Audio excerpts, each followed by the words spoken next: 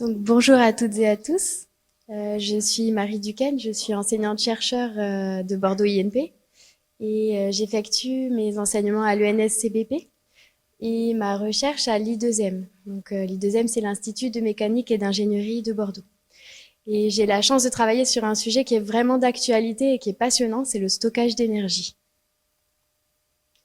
Donc actuellement, avec les problématiques de réchauffement climatique, d'épuisement des énergies fossiles, il va falloir absolument trouver un moyen de récupérer l'énergie quand elle est disponible, de la capter, puis de la restituer quand on en aura besoin.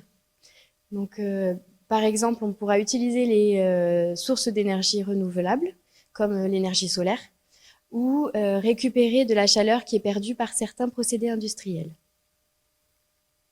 Donc le problème qui se pose, c'est toujours le même quand on parle de stockage, c'est qu'on ne peut pas synchroniser l'offre et la demande. Tout le monde sait qu'il va faire beaucoup plus chaud en été qu'en hiver. Le jour et la nuit, l'ensoleillement ne sera pas non plus le même sur la journée. Vous pouvez avoir un temps nuageux, un temps ensoleillé. Donc il va vraiment falloir trouver des solutions pour faire face et pallier à cette intermittence. Donc pour ça, ça impose la mise en place de systèmes de stockage d'énergie pour capter et stocker l'énergie quand elle est disponible, puis la restituer quand les besoins le requièrent. Ça aussi, ça va permettre de participer à la lutte contre les émissions de gaz à effet de serre et ça va favoriser une utilisation raisonnable et raisonnée des énergies. Donc, comme je le disais, je fais mes activités de recherche à l'I2M et étudier le procédé de stockage d'énergie thermique, c'est vraiment une activité qui est montante à l'I2M, encore plus avec la COP26. Donc là, c'est vraiment un sujet qui est d'actualité. Ces travaux, ils s'inscrivent dans le cadre de la transition énergétique pour la croissance verte et ils ont des enjeux énergétiques, bien entendu, mais aussi socio-économiques, environnementaux. Et au niveau de l'I2M et de Bordeaux INP, cette recherche, elle va vraiment s'insérer dans des réseaux qui sont aussi bien locaux qu'internationaux.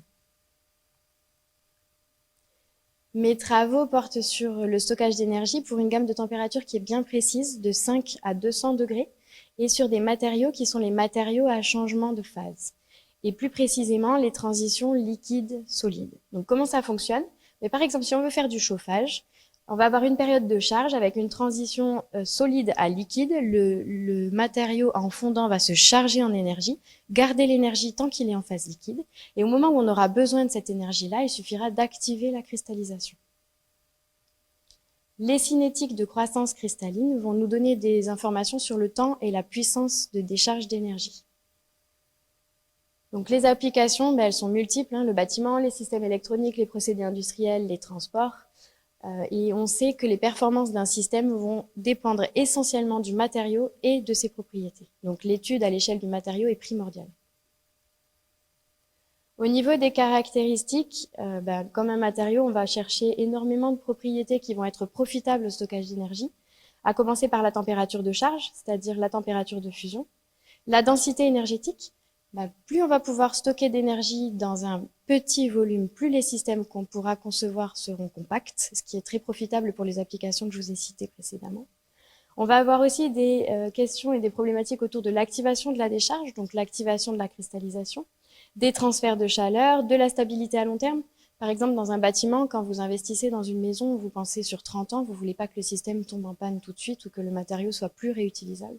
Donc ça, c'est extrêmement important, tout comme la réversibilité que vous avez ici. Le coût, c'est aussi un critère qui est très important parce que si vous voulez répandre et que cette technologie soit utilisée, il faut qu'elle soit pas trop chère, il faut qu'elle soit accessible. Donc ça, c'est vraiment quelque chose qui est à prendre en compte. L'expansion volumique aussi, vous avez tous laissé une bouteille d'eau au congélateur, vous avez vu les dégradations que les transitions peuvent faire. Donc ça, c'est aussi un critère qui est à prendre en compte. Et l'origine renouvelable. Si on prend un exemple du quotidien, donc j'en ai mis sur la table, si vous voulez essayer, vous pouvez. J'en ai aussi mis là, ça a à peu près cette taille-là. C'est ce qu'on appelle une chaufferette. Donc la chaufferette, en fait, c'est un mini système de stockage de chaleur qui est bien répandu, qui est commercialisé un peu partout. Et du coup, ça va m'aider à illustrer ce qu'on recherche pour faire un système de stockage. Donc bon, de suite, je vous le dis, l'origine de ces matériaux-là, elle n'est pas renouvelable. Donc là, ça rentre pas dans mes critères. Par contre, on a la notion de réversibilité, c'est-à-dire que vous pouvez activer la cristallisation, mettre votre chaufferette dans dans de l'eau bouillante, dans un bain d'eau bouillante, et récupérer votre matériau comme à l'initiale. Donc là, on a des infos en termes de température de charge. Il faut la plonger dans l'eau bouillante pour que ça se liquéfie, donc que ça se charge en énergie. On a aussi une notion de transfert. C'est écrit sur la boîte, hein, au dos de la boîte, il y a écrit qu'il faut 8 minutes dans l'eau bouillante pour que ça se liquéfie. Donc ça, on sait que les transferts de chaleur, il va falloir 8 minutes pour une fonte totale. Ensuite, on a cette notion de réutilisation, comme je vous disais. On sait qu'on a un bas coût. L'expansion volumique, il y en a une, mais par contre, elle est gérée par le fait que cette chaufferette, elle est faite d'un matériau souple. Donc, elle peut subir cette expansion volumique sans être dégradée. On a aussi des notions de cinétique de décharge et de temps de décharge, de puissance de décharge. Si vous activez avec la pile, vous allez avoir l'activation de votre cristallisation. Donc, vous la clipsez. Ça va lancer la cristallisation. Et ce qui est écrit sur la boîte, bon, c'est un petit peu moins en réalité, j'ai fait le test, hein, vous pourrez le faire aussi, c'est que pendant 30 minutes, vous allez avoir un dégagement de chaleur grâce à cette cristallisation. Donc tout de suite, vous activez, vous avez la décharge de chaleur qui commence et elle se fait pendant 30 minutes. Donc tout ça, c'est des questions qu'on se pose à l'échelle des systèmes qu'on va étudier et des applications qu'on essaie d'étudier. Donc, une question qui se pose, je vous ai dit que le transfert de chaleur et la chaleur étaient déchargés au niveau du front de cristallisation. Donc là, je vais vous mettre un film. C'est exactement le même principe hein, que la chaufferette. Vous avez, je sais pas, tac. Vous avez ici un matériau qui est liquide et qui va être activé non pas par une petite plaque métallique à clipser, mais par un grain solide. C'est exactement la même chose. On va regarder en combien de temps ça cristallise. Et c'est une caméra bispectrale qui est utilisée. Quand on dit bispectrale, ça veut dire que vous avez en même temps, donc c'est le même échantillon qui est filmé, mais vous avez une version optique et une version thermique. D'accord? Donc celle de gauche va vous donner le front de cristallisation. Vous allez l'observer, vous allez voir que ça va passer de translucide, liquide, à opaque pour cristallisation. Et vous allez voir où se décharge la chaleur. Donc voilà, on initie, on lance la cristallisation. C'est exactement, pour ceux qui ont les chaufferettes, c'est exactement ce qui se passe dans la chaufferette. On voit qu'on a la cristallisation ici, donc tout le cristal, mais on voit bien que la décharge d'énergie se fait à l'interface et non pas juste au sein du cristal. D'accord? Donc ça, c'est une donnée qui est très importante. Une fois qu'on a fait ce test-là, du coup, on va utiliser des méthodes à plus haute résolution, c'est-à-dire qu'on va initier au milieu d'un liquide avec un grain solide et regarder la morphologie des cristaux. Ça, c'est très important. Par exemple, si vous voulez encapsuler votre matériau, il ne faut pas que le matériau qui cristallise vienne percer votre capsule. Donc la morphologie, c'est une information qui est vraiment fondamentale. Et on va aussi se poser des questions en termes de vitesse de cristallisation, mais aussi de chaleur dégagée en captant c'est le flux photonique qui est émis par le cristal lors de sa cristallisation. Et du coup, on pourra récupérer les températures d'interface sur l'interface. Donc, je lance les deux films pour que vous ayez une idée de comment ça se déroule. Donc, vous voyez bien qu'en optique, on a vraiment des informations sur la morphologie des cristaux. Et en thermique, on a le front. Donc, le blanc, c'est l'intensité maximale. C'est là où vous avez le maximum de dégagement de chaleur. La méthodologie, quelle que soit l'application, hein, on étudie ces différentes applications, la méthodologie, c'est la même. La première chose à faire, c'est en fonction de l'application, être capable d'établir un cahier des charges. Une fois qu'on a établi ce cahier des charges, il va falloir faire une étude bibliographique hein, pour faire une présélection de matériaux d'intérêt, puis un criblage, une caractérisation et une sélection. Une fois que ce matériau est sélectionné, on ne s'arrête pas là, il faut absolument voir comment il va fonctionner dans le système. Hein. Je le rappelle, les performances du système dépendent des propriétés du matériau. Donc on va se poser la question de comment on va pouvoir intensifier les transferts, comment on va activer la décharge et la faisabilité. À chaque étape, on va essayer un maximum d'utiliser les méthodes classiques qui existent et qui sont bien éprouvées, enfin qui ont été du coup beaucoup utilisées. Et si on est face à une contrainte de temps ou une limite par rapport à ces méthodes classiques, on va essayer de développer de nouvelles méthodes, comme l'utilisation de la thermographie infrarouge pour capter justement le rayonnement au front de cristallisation. Et enfin, donc, on va faire une étude à l'échelle du système, c'est-à-dire une fois que le matériau sera intégré dans le système, on va faire l'évaluation des performances énergétiques, mais c'est pas tout, il va aussi falloir faire une évaluation technique, économique et environnementale, parce que ce système, du coup, cette application sera utilisée dans un plus grand système. Par exemple, un système pour dégager de la chaleur sera utilisé dans un bâtiment, etc. Donc, comme je vous le disais, hein, on va essayer d'établir un cahier des charges. La température de fusion, elle est extrêmement importante parce que c'est la température de charge. Donc, il faut absolument que le matériau fonde à la température qu'on souhaite. Il faut cette notion de densité énergétique, il faut qu'elle soit la plus élevée possible. Il faut limiter l'expansion volumique. Il faut un matériau qui soit pas toxique, pas inflammable, non polluant, qui soit biosourcé, compatible avec les matériaux du système, donc les contenants qui vont contenir ce matériau, qui soit stable à long terme et qu'il ait un coût acceptable. Et donc, parmi les différentes applications, il y a différentes applications que je voulais vous mentionner. Le confort thermique, c'est aussi bien du chauffage en hiver que du rafraîchissement en été pour remplacer les climatisations. L'eau chaude sanitaire, donc faire de l'eau chaude et du chauffage ou récupérer de l'énergie de procédés industriels. Vous savez que dans les procédés industriels, souvent, il y a des dégagements de chaleur. Les réactions chimiques vont être accompagnées, par exemple, de dégagements de chaleur. Et cette chaleur, actuellement, elle est perdue. Donc, si on pouvait la récupérer, ce serait génial. Voilà. Donc, comme je vous le disais, hein, à chaque température, on va avoir une gamme de matériaux. Et donc du coup là vous avez des exemples de matériaux, donc de température de fusion de matériaux et d'enthalpie de fusion. C'est ce que j'appelais aussi la densité énergétique. Et en fait dans la littérature, on va s'attaquer à des familles de matériaux selon l'application, c'est-à-dire des matériaux qui ont des températures de fusion et de cristallisation qui correspondent à celles qui sont souhaitées. Là je vais prendre un des exemples d'application parmi ceux sur lesquels on travaille. Donc c'est le confort thermique. On va essayer de faire du chauffage en hiver et du rafraîchissement en été pour rester systématiquement le plus proche possible de 25 degrés. Donc on s'est fixé comme gamme entre 20 et 30 degrés. C'est des travaux, il y a eu beaucoup de stages, notamment de stages de Bordeaux INP, mais aussi de thèses à l'I2M et de partenariats sur le sujet et de projets associés à cette thématique-là. Donc l'objectif, ça va être dans un bâtiment, je vous disais, hein, le matériau est dans un système qui est souvent dans une structure. Donc là, ça va être dans un bâtiment, d'être capable de rafraîchir ou chauffer 2 salles, une salle de réunion et des bureaux. D'accord. Et le système en fait étudié, il est là, donc il est représenté schématiquement ici et une photo est prise ici. Il a 2 tiroirs, on va pouvoir mettre du matériau à changement de phase indifférent dans chaque tiroir pour faire le test. Il a été initialement conçu par l'I2M, puis ensuite il a été amélioré et il est dans les locaux de Nobatec. Et initialement, il avait été fait avec de la paraffine. Les paraffines sont dérivées du pétrole, donc on va essayer de remplacer, de trouver un matériau qui pourrait remplacer cette paraffine-là, et un matériau bien sûr qui soit biosourcé. Et donc on va remplir des tubes qui seront liquides et qui se solidifieront, et en solidifiant, ils vont chauffer l'air qui passera à travers le tube.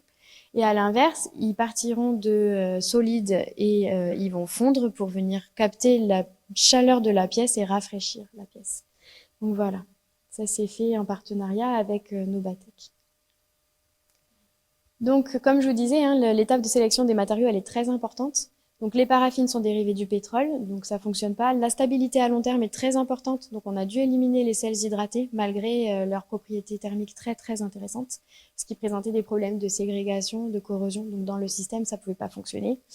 Les alcools gras avaient des températures de fusion trop élevées et au final, on s'est intéressé à la famille des acides gras. Malheureusement, il n'y avait aucune température qui correspondait à la température qu'on recherchait. Donc on s'est dit, il va falloir absolument trouver une solution pour atteindre les températures qu'on souhaite. Et parmi les outils dont on dispose, il y a un outil qui s'appelle le diagramme de phase, qui permet du coup d'étudier un système binaire, donc un mélange de 2 matériaux. Vous mélangez 2 matériaux purs en certaines compositions et en certaines proportions, et vous pouvez obtenir certaines compositions qui sont vraiment très très intéressantes pour notre application, parce qu'elles ont des températures de transition qui sont plus faibles que les températures de transition des purs. Donc identifier ces compositions-là sont très importantes pour notre application. Le problème qui se pose, c'est que pour construire ce genre de diagramme de phase, il faut utiliser des méthodes qui prennent des semaines, voire des mois. Et ça, c'était pas possible vu la quantité de matériaux qu'on voulait tester. Et donc, on a utilisé ces méthodes dont je vous parlais comme validation. Pareil pour de la modélisation thermodynamique. Et on a développé une méthode qui allait beaucoup, beaucoup plus vite et qui permettait d'établir ces fameux diagrammes de phase pour pouvoir identifier les compositions d'intérêt. Donc comment ça se passe? On va essayer de faire un criblage accéléré. On va déposer des petites gouttes sur une plaque Et chaque goutte aura une composition différente, donc allant de 100% de A à 100% de B, et on augmente de 1 en 1. Et ce qui va nous faire gagner énormément de temps, c'est qu'au lieu de regarder les échantillons un à un, comme c'est fait dans les méthodes classiques, on va regarder tous les échantillons en même temps. Donc, comme on a 100 gouttes, on divise le temps d'étude par 100. Comment ça fonctionne? Chaque goutte, vous l'avez vu tout à l'heure avec la vidéo de thermographie infrarouge, il y a un dégagement de chaleur qui se produit lors de la cristallisation. Donc chaque goutte va avoir ce fameux dégagement de chaleur, donc va émettre un flux photonique qui sera capté par la caméra. Donc on va placer cet échantillon d'une centaine de gouttes de composition différentes sur une plaque chauffante. On va lui faire subir une rampe de chauffe en partant de l'ambiante et en allant au-dessus de la température de fusion. Et du coup, ces gouttes vont fondre, vont émettre un signal qui sera capté par la caméra et on pourra comme ça identifier la température de transition. Pour vous montrer donc le type de signaux émis par chaque goutte, il y a vraiment des étapes qui sont importantes de traitement de signal. Donc l'avantage de la caméra infrarouge, c'est qu'on va pouvoir enregistrer le film de 100 gouttes en même temps. Par contre, il va vraiment falloir traiter les données parce que vous allez avoir énormément de données d'un seul coup et souvent noyées dans le bruit de mesure. Donc pour chaque goutte, on va obtenir des signaux de ce type-là. On voit qu'il se passe quelque chose par ici, mais rigoureusement, on ne peut pas dire c'est à telle température. Donc ce qu'on fait, c'est qu'on utilise une méthode de traitement des signaux basée sur une méthode mathématique qui permet de transformer ces signaux en 3 fonctions propres dont on voit un changement abrupt à une température donnée. On pouvait déjà un peu l'identifier ici, mais ici, clairement, là, on le voit très nettement et on peut dire, voilà, la transition a eu lieu à 70 degrés. Et de cette manière, on a pu reconstruire des diagrammes de phase plus ou moins complexes et identifier des zones d'intérêt correspondant aux températures qu'on souhaitait. Donc l'application, je vous avais dit, l'idéal, ce serait d'être autour de 25 degrés et au mieux entre 20 et 30 degrés. On voit parmi les diagrammes qui ont été identifiés, donc si on regarde la composition en fonction de la température, on voit que pour cette composition-là, on va avoir une température qui sera autour de 25 degrés. Idem ici. Donc on a identifié 2 mélanges qui potentiellement pourraient être intéressants pour notre application. On va caractériser toutes les propriétés thermophysiques. Donc, je vous avais dit tout à l'heure, hein, l'expansion volumique, c'est très important. Donc, on va regarder la masse volumique. On va regarder et mesurer la conductivité thermique, l'enthalpie de fusion, les températures de changement de phase et les comparer aux matériaux qu'on souhaite remplacer, c'est-à-dire les paraffines. Ce qu'on voit, si on regarde, c'est que, par exemple, la capacité calorifique massique, c'est-à-dire l'inertie thermique, elle est comparable pour les matériaux. En termes de masse volumique, c'est la même chose. Et en fait, l'unique vraie différence, c'est l'origine. C'est-à-dire qu'il y en a qui sont dérivés du pétrole et les autres qui sont biosourcés. Donc les matériaux qu'on a déterminés semblent compétitifs avec par rapport aux paraffines, on va pouvoir remplacer les paraffines. Donc l'application, je vous avais dit, hein, il y a différentes étapes. L'étape du matériau, ça y est, elle est faite. On a trouvé des matériaux qui ont les mêmes propriétés ou du moins des propriétés comparables et du coup qui pourraient remplacer les paraffines. Maintenant, la question qu'on se pose, c'est bon, ben ça fonctionne au niveau du matériau seul, mais comment ça va se passer au niveau de l'intégration du matériau dans le système? Donc vous l'avez vu tout à l'heure, hein, les matériaux qu'on a sélectionnés sont mis dans des tubes et on va regarder déjà l'expansion volumique. Est-ce qu'au cours des cycles, les tubes sont dégradés par le matériau? Et au final, est-ce que ça prend du temps? Est-ce que ça chauffe? Est-ce que ça fonctionne bien? Donc ce qu'on voit, c'est que pour chaque tube, en fait, le contenu met 15 minutes à cristalliser. Ce qui est très intéressant, ça veut dire que quand vous activez votre système, vous envoyez l'air 15 minutes plus tard en sortie, vous pouvez avoir de l'air qui chauffe la pièce ou qui le refroidit en été. Et ce qu'on a remarqué aussi au cours des cycles, c'est que quel que soit le matériau, le contenant restait bien comme au départ, donc n'était pas dégradé par le matériau intégré. Donc la question aussi qu'on se pose, elle est au niveau thermique, hein, on veut faire du rafraîchissement ou du chauffage, donc la question de la température est très très importante. Et on a observé effectivement que ce soit en DSC ou avec la thermographie infrarouge, on retrouvait les mêmes températures de transition qui nous intéressaient, c'est-à-dire 21 degrés en solidification et 25 degrés en solidification. Donc on est bien dans la gamme 20 à 30 degrés, même quand le matériau est dans le système. Donc au final, ce qui s'est passé en été, c'est qu'on a réalisé une campagne de mesure qui est en cours de traitement. Ce qu'on a vu au niveau des caractéristiques et des performances, c'est que les matériaux étaient très compétitifs, donc c'est très encourageant, mais c'est encore trop tôt pour donner il faut faire plus de manips. Notamment là, les manips ont été faites en été, on doit faire exactement la même chose en hiver. Donc le programme continue. Donc voilà, au niveau du stockage thermique et du confort thermique, on a été capable d'établir des diagrammes de phase et d'identifier des matériaux d'intérêt par rapport à l'application qu'on cherchait. On a été capable d'intégrer ces matériaux et de voir qu'ils ne dégradaient pas le fonctionnement du système ni leur contenant. On a fait des campagnes de mesure et on a des premiers résultats qui nous montrent que les performances obtenues sont comparables à celles des paraffines avec le caractère biosourcé en plus. Cette thématique, elle est vraiment transverse. Il y a beaucoup de participants avec des compétences complètement différentes qui ont participé. Elle est vraiment à l'interface de nombreuses disciplines et elle s'enrichit grâce à de nombreuses collaborations, qu'elles soient locales ou à l'international, notamment en sciences et en caractérisation des matériaux, en modélisation numérique pour la validation des diagrammes de phase, mais aussi pour suivre le comportement pendant la cristallisation, en thermodynamique, en thermique, en instrumentation, en traitement du signal, et aussi avec des spécialistes des systèmes capables de porter à maturation les technologies étudiées. Donc voilà, je vous remercie beaucoup pour votre attention. Si vous avez des questions, n'hésitez pas. Voilà.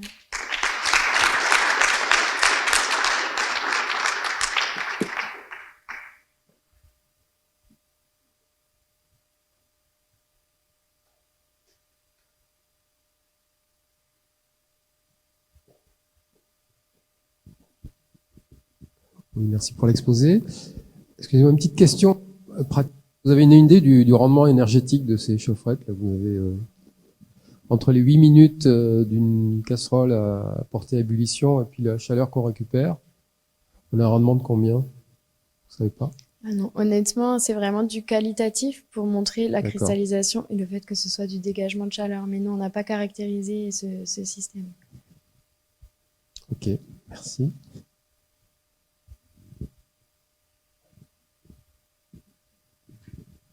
Merci Marie. J'avais juste une question un peu bête. En parlant d'énergie, en fait, tu as besoin d'autant d'énergie pour faire fondre que pour cristalliser. Enfin, quelque part, tu es équilibré, donc t'as pas un gain ou un rendement particulier. Et d'un point de vue pratique, en fait, dans un chauffage comme ça, comment ça marche? Parce qu'une fois que tu as consommé, tu as tout fait cristalliser, que tu as chauffé ta pièce, ou que tu as consommé tout ton radiateur, on va dire l'hiver, faut que tu attendes l'été pour du coup le faire refondre et le faire revenir. Ou alors tu crames un de tes tubes, tube par tube, progressivement tout l'hiver, et puis tu récupères tous tes tubes l'été. Comment c'est envisagé en termes d'application? J'ai du mal à le concevoir. Ou alors, il faut une autre source d'énergie derrière pour venir les refaire fondre. En fait. Comment c'est intégré dans un modèle de chauffe ou de refroidissement d'une pièce en fait? Alors là, c'est du stockage long terme dont tu parles. Ouais. Et le stockage long terme, c'est le plus difficile dans le sens où on doit stocker l'été. Déjà, il faut conserver, c'est pas évident de conserver le stock. Et ensuite, on va décharger quand on en a besoin. Et le problème, effectivement, qui se pose, c'est que quand on commence la décharge, ben, c'est activé, on peut plus la stopper à moins de monter en température. Si on monte en température, le système, il est plus efficace parce qu'on doit fournir de l'énergie pour en récupérer. Et c'est pour ça qu'il y a eu l'idée des tiroirs. C'est-à-dire que, ben, du coup, quand vraiment on tombe à des températures qui sont plus confortables, on lance un tiroir, mais pas l'autre. Et du coup, pour l'instant, c'est ce qu'ils ont imaginé au niveau du système. Mais ça, c'est vraiment un verrou parce que quand on lance la cristallisation, on peut plus la stopper à moins d'augmenter la température. Ok, c'est tiroir par tiroir. Je pensais que c'était tube par tube. Non, parce que l'air, il passe au sein des tubes. On peut pas contrôler où il passe. En fait, c'est de l'air froid ou de l'air chaud qui va passer. Et du coup, ça se fait sur tout le tiroir pour l'instant. Si je peux, dans le choix du matériau, en fait, en général, ces matériaux, il y a une hystérèse importante entre la fusion et la cristallisation. C'est un critère important que tu as avec les mélanges biosourcés? Alors, en fait, c'est de la surfusion. C'est la capacité du matériau à rester liquide alors qu'il est en dessous de sa température de fusion. Et ça va être soit un inconvénient, soit un avantage. Pour les systèmes stockage long terme, alors là, ce sont vraiment les matériaux qui sont les plus intéressants parce qu'on peut stocker quasiment à température ambiante. La cristallisation part pas, la surfusion est stable et au moment où on en a besoin, on va activer la cristallisation. Par contre, dans des systèmes comme celui-ci ou comme pour les systèmes électroniques, on veut quelque chose qui enchaîne les cycles de charge-décharge. Et là, c'est un gros problème. Parce que au final, s'il y a de la surfusion, on va pas déclencher quand on voudra et ça va pas favoriser cet enchaînement de cycles. Et en fait, du coup, ça fait partie du cahier des charges. Donc, dans les matériaux que j'étudie, selon les applications, Je vais chercher la surfusion comme un avantage et je vais vraiment aller chercher ces matériaux qui présentent beaucoup de surfusion. Dans ces cas-là, on peut aller jusqu'à 50 degrés. Et dans les matériaux qui sont là où on veut vraiment enchaîner les cycles, là, par contre, on va essayer de la limiter. Et pour ceux qui sont là, en fait, il y a 5 degrés de surfusion. Ce qui est raisonnable parce qu'on reste que dans la gamme des 20-30 degrés.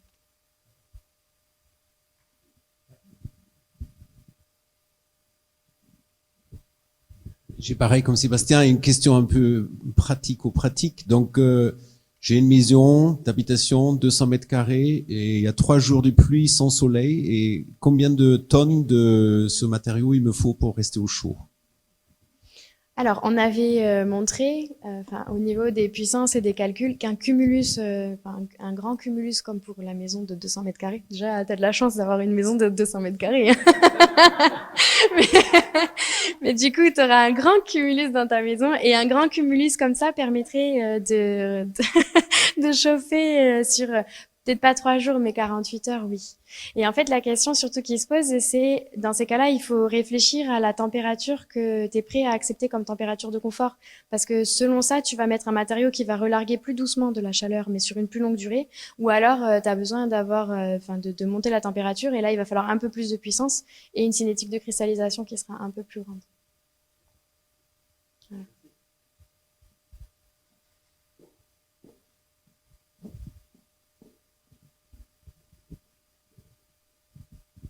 La cinétique de cristallisation peut être contrôlée ou dépend seulement du matériau utilisé?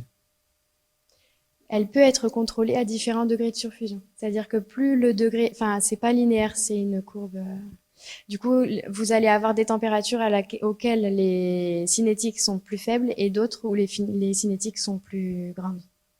Donc, selon le degré de surfusion, très proche de la température de fusion, vous allez avoir des cinétiques lentes.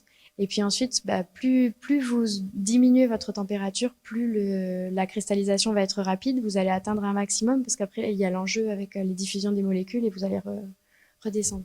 Donc, si on a des matériaux à surfusion élevée, en changeant la température, on peut choisir la vitesse de croissance cristalline, donc la cinétique de cristallisation.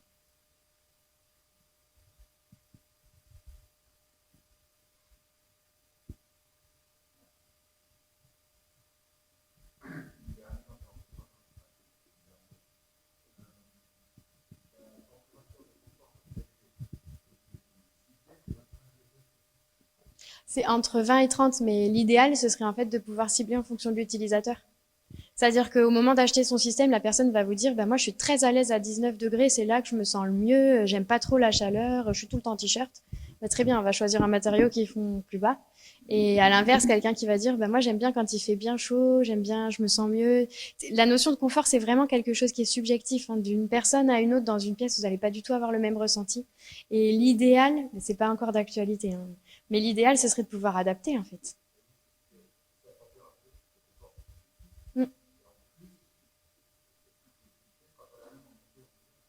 Exactement. Et puis en plus, souvent, vous habitez avec une famille et vous n'êtes même pas forcément d'accord dans la famille. Enfin, bon, on va être à l'origine de possibles conflits.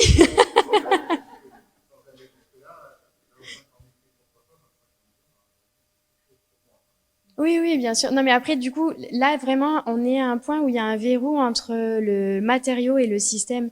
Ce qui coince actuellement dans ce domaine-là, c'est le système parce qu'actuellement, on est très fort dans l'étude des matériaux, mais il faut dimensionner l'échangeur correctement et il faut vraiment, ce côté transverse, il est hyper important. Il faut que les communautés communiquent, que les spécialistes du système viennent parler avec ceux des matériaux et que ça se fasse de concert. Et ça, c'est en train de commencer. Justement pour mettre en application et que ce soit commercialisable et répandu. Parce que si ça pouvait l'être, franchement, ce serait juste top, quoi.